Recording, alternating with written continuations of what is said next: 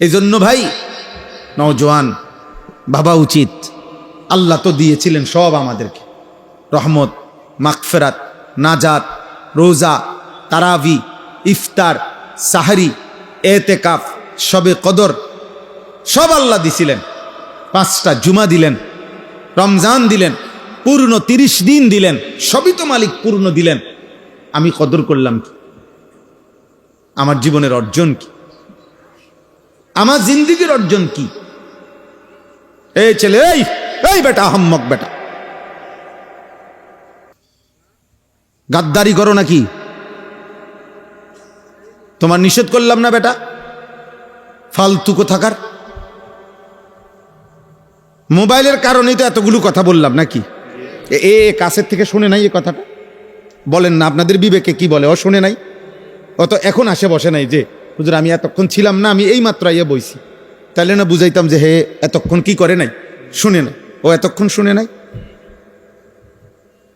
আমাদের সন্তান, সোজা কথা, এই অল্প বয়সী ছেলে পেলে আমাদের গাদ্দারি করতে করতে, বাবা মার সাথে ঘাটতারামি করতে করতে কোনোখানে আর ঘাড় সোজা হয় না।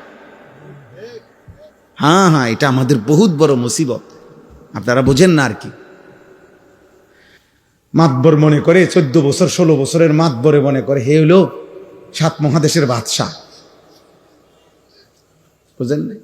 তার ভাব হলে এমন, আমি এমন পৃথিবীতে বাস করি, আমার কেউ কিছু বলার মতো হিম্মত কারো কলজাত নাই। আমার মন চাইলে আমি খারাইয়া মুতি, মন চাইলে আমি বইয়া মুতি, মন চাইলে আমি নারী দেখি, মন চাইলে আমি উলঙ্গ ছবি দেখি, মন চাইলে ওয়াজ শুনি, মন চাইলে চটপুটি খাই, মন চাইলে ভাত খাই, মন চাইলে ঘুম যাই, মন চাইলে সজাগ থাকি। আমারে বাধা দিবে কে? আমি মুক্ত, আমি স্বাধীন, আমি আজাদ। একদিন থামতে হবে বাপ। তুমি থামতা না, তোমারে থামাই দিবা। একদিন থামাই দিবে আল্লাহ তাআলা। পৃথিবীর প্রতিটা ভালো মানুষেরও মৃত্যু হয়, পৃথিবীর প্রতিটা নাফরমানেরও মৃত্যু হয়। সুখের অট্টালিকায় যে থাকে তারও মৃত্যু হয়, দুঃখের কুড়ে ঘরে যে থাকে তারও মৃত্যু হয়। জীবনে যে কোনো দিন হাসে নাই সেও মরে যায়, যে কোনো দিন কাঁদে নাই সেও মরে যায়, সেও মরে যায়। শেষ পর্যন্ত আর কেউ থাকে না। না ফেরাউন ছিল, না মূসা আলাইহিস সালাম ছিল, নমরুদও নাই, ইব্রাহিম আলাইহিস সালামও নাই, আবু জেহেলও নাই, নবী সাল্লাল্লাহু আলাইহি সাল্লামও নাই।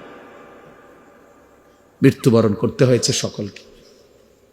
আমার উস্তাদ মোহতারাম হযরত মাওলানা হাফেজ নুরুল হক সাহেব রাহমাতুল্লাহি আলাইহি, আমি মূলত হুজুরের ভালোবাসায় এই মাহফিল নিছি।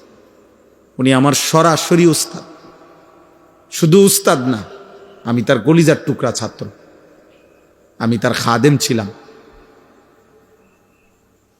দাওরায়ে হাদিসের বছর তিরমিজি শরীফ আমি হুজুরের কাছেই পড়ছি, ঢাকা চৌধুরীপাড়া মাদ্রাসায়। ছোটবেলায় নাহবে মীর জামাতে হুজুরের কামরায় থাইকেই আমি নাহবে মীর জামাত পড়ছি।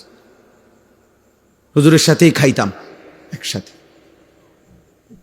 যেদিন জানা যায় সেদিন আমি অনেক দূরে কোথাও মাহফিলে ছিলাম, কোনোভাবেই আমি মিলাইতে পারি নাই আসার জন্য চেষ্টা করেও, এই জন্য আমি আসতে পারি নাই। কথা হইছে আমার, মাহমুদ আমারে জানাইছে, কিন্তু আমি সুযোগ ছিল না আমার কোনোভাবে।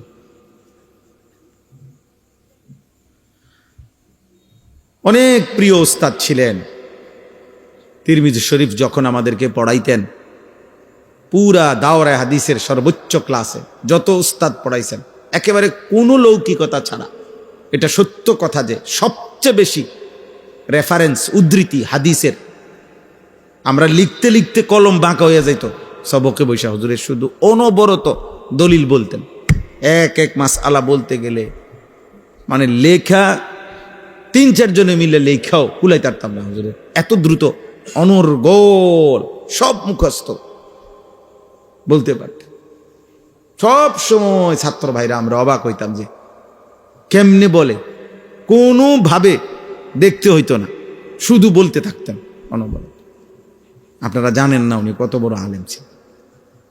ঢাকার হাজারো হাজারো বাংলাদেশের বর্তমান শীর্ষ শেখুল হাদিস, যারা বুখারী শরীফ, মুসলিম শরীফের মতো কিতাব পড়ায়, এমন হাজারো ছাত্র, আলেম ওনার ছাত্র। কিন্তু এই জীবনটা চলছে এমনি লুঙ্গি আর পাঞ্জাবি একটা পয়রা, সিধা সাদা আল্লাহ বলা মানুষ, সহজ সরল মানুষ হিসাবে এই জীবন কাটাইছে। খুব বেশি বিলাসিতা করেন নাই, এমনই সব সময় একরকমই ছিলেন। আল্লাহ তাআলা হুজুরের কবরকে নূরে নূরে ভরপুর করে দেয়। আল্লাহ তাআলা তার সন্তান, তার নাতি নাতনি সকলকে উত্তম আশ্রয় দান করে। চলেন বাপ, আমি অনুরোধ করছি, দোস্ত আমার, বন্ধু আমার, হায়াতের কদর করা চাই, সময়ের কদর করা চাই, জিন্দিগির কদর করো নওজোয়ান। একদিন দেখবা তুমি কবরে চলে যাবা, তোমারে ডাকতে কেউ আসবে না। নষ্ট মানুষরে তেমন কেউ ডাকে না। চরিত্রহীনকে সে নিজেই চরিত্রহীন হয়, তারে তেমন কেউ ডাকে না। চরিত্রহীন লম্পটকে নিয়ে কেউ ভাবে না।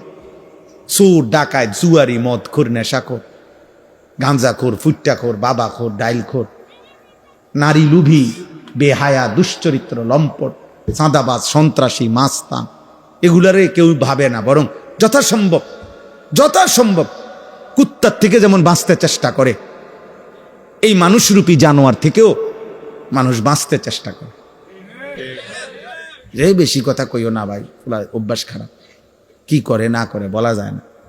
যাও কোনো রকম ফার হয়ে যাও। চরিত্রহীনকে নিয়ে কেউ ভাবে না, সবাই তার থেকে বাঁচতে চেষ্টা করে, সবাই তারে ফরহেজ করে চলে, ফরহেজ করে চলে। এই জন্য ভাইয়া, নষ্ট হয়ে গেলে আখলাক, চরিত্র, নিজের আখলাক, ভদ্রতা, এই পৃথিবীর তোমাকে নিয়ে কেউ ভাববে কোনো কারো হাতে সময় নাই, সময় নাই। বাস্তবতায় আমি একটা ছেলেকে বললাম, একটা আমার জিন্দিগি ছেলেরা তোমাদেরকে নিয়ে, এজন্য বললাম ভাই, আমি কোরআনুল কারীমের মধ্যে আছে। আজকে আমি আমার বাড়ি লাকসাম নাঙ্গলকোট, ওইখানে আমি আসরের আগ মুহূর্ত 4টা পর্যন্ত ওইখানে ছিলাম। ওইখান থেকে আসছি মূলত আমার বাড়িতে। আমরা ঈদের পর দিন সবসময় বাবা দাদার জন্য বাড়িতে আমার আত্মীয় স্বজনদেরকে মেহমানদারি করাই, দোয়ার আয়োজন করি, খাওয়াই, মেহমানদারি করি। ওই কারণে ওইখানে গেছি পুরা ফ্যামিলি নিয়ে। সময়ের অভাবে আমার দুই ছেলের বাসায় নামাই দিয়ে আসবো, এই সময় ছিল না। ওরা আমার সাথে নিয়ে আসছি গাড়িতে করে। একজন ঘুমাইতে এই পর্যন্ত আইস, মাগরিবের আগ পর্যন্ত ওরা আছে, এখানে আছে। তো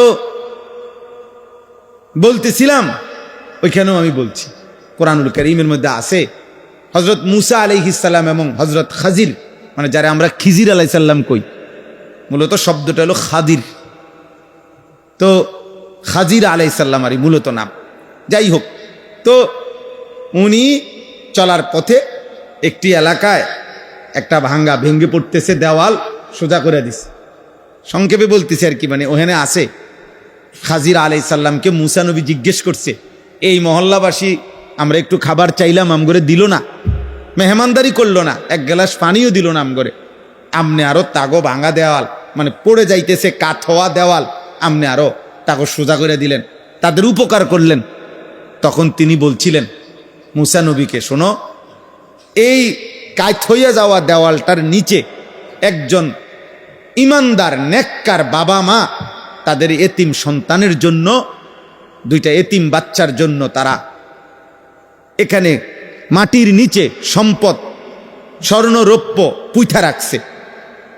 এটা যদি এখন পড়ে যায় আর এর উপরে যদি মাটি পড়ে যায়, তাহলে হয়তো একটা সময় ওরা, এই বাচ্চাগুলো সাবালক হইয়া ওইটা খুঁজে পাবে না। এই জন্য আমি ওয়াল সোজা করে দিছি। কেন? তাদের বাবা মা ছিল নেককার। এই জন্য বাবা মার নেককার হওয়ার বরকতে, সালেহাইন এর বরকতে পরবর্তী প্রজন্ম তারা পর্যন্ত উপকৃত হয়েছে। আমাদের দেশে মুরব্বীরা এটা বোঝে, আগের দিনে কইতো কেউ ফিসলা খাইতে গিয়া পরে নাই, মারাত্মক ব্যথা পায় নাই, কিন্তু ফিসলা খাইছে ধরেন, তো মানুষে বলতো, আমগো গ্রাম অঞ্চলেও দেখতাম, তার উপরে কোনো তার মুরব্বীর দোয়া ছিল, আল্লাহ নেতে এত বড় বিপদের থেকে কি করছে, বাঁচাইছে। তাহলে পূর্বপুরুষের দোয়ায় পিছনের পরবর্তী জেনারেশন ভালো থাকছে। অতএব তোমরা এটা মনে রাখো, তোমরা যারা নারী, ছবি, মোবাইল, অশ্লীলতার, নামাজ নাই, সেজদা নাই, আল্লাহ নাই, রাসূল নাই, এইভাবে তোমরা যারা জীবন শেষ করবা, তো তোমাদের পরবর্তী প্রজন্ম এর কি পরিণতি ভোগ করবে তুমি ভাইবো।